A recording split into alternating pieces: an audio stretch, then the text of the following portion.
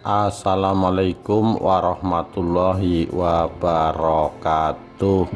Rahayu Rahayu Sagung dumadi.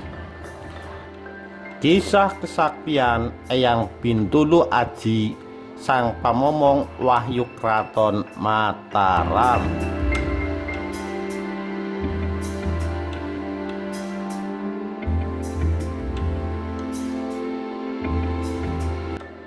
Penulis Suharjono, 21 Agustus 2021.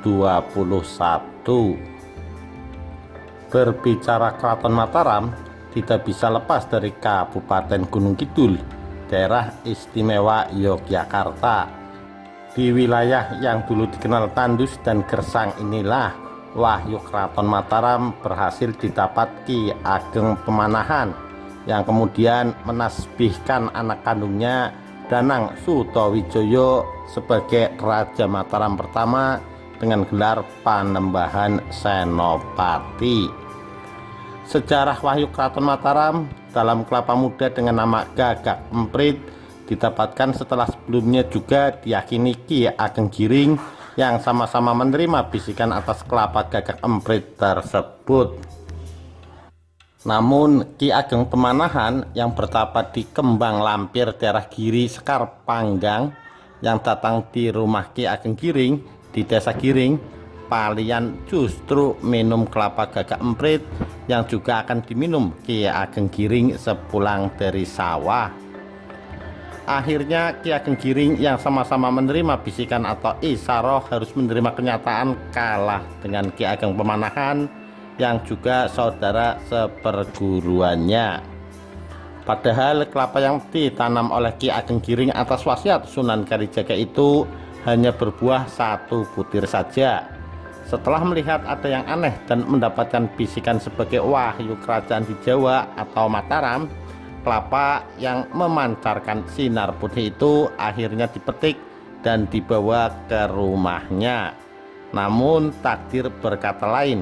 Ki Ageng Pemanahan yang meminum air kelapa itu. Di balik cerita itu juga muncul seorang tokoh dengan nama Eyang Bintulu Aji. Nama Bintulu Aji begitu kuat menjadi bagian dari sejarah Wahyu Kraton Mataram. Dialah tokoh yang merawat kelapa Gagak Emprit hingga hanya berbuah 1 butir saja.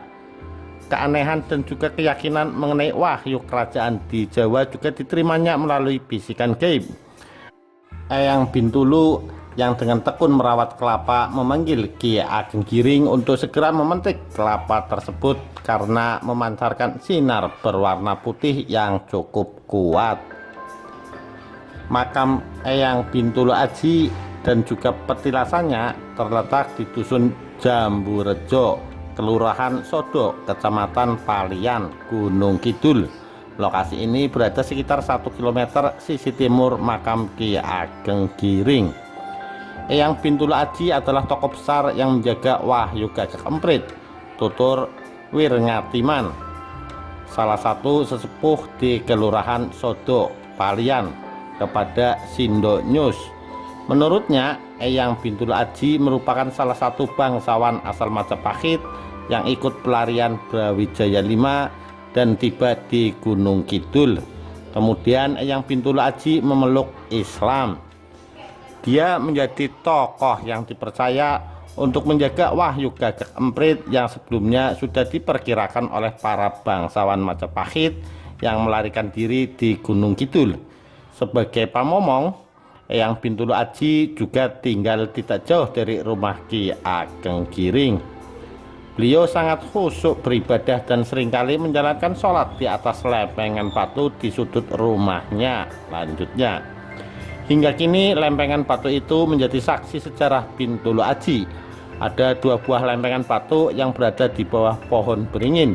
Hingga saat ini lempengan batu tersebut masih sering didatangi warga masyarakat. Di dekat makam Eyang Bintulu Aji juga menjadi lokasi ziarah selain makam Ki Ageng Giring. Biasanya makam dan petilasan ramai saat malam Selasa Kliwon dan malam Jumat. Banyak yang ziarah. Lanjut Mbah Wir Ngatiman. Suryanto, salah satu pelaku spiritual, mengaku sering berzikir di 4 lokasi di sekitar Kelurahan Giring dan Sodo. Selain itu, ada juga makam Ki Ageng Giring, Kaligoang, makam Ki Ageng Sukodono, dan makam Eyang Bintulu Aji. Di petilasan Eyang Bintulu Aji, suasananya enak, damai. Di situ kami sering berzikir, pungkasnya.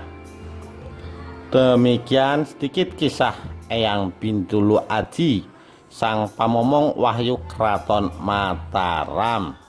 Sekian, terima kasih. Wassalamualaikum warahmatullahi wabarakatuh. Rahayu Rahayu Sagung Dumadi.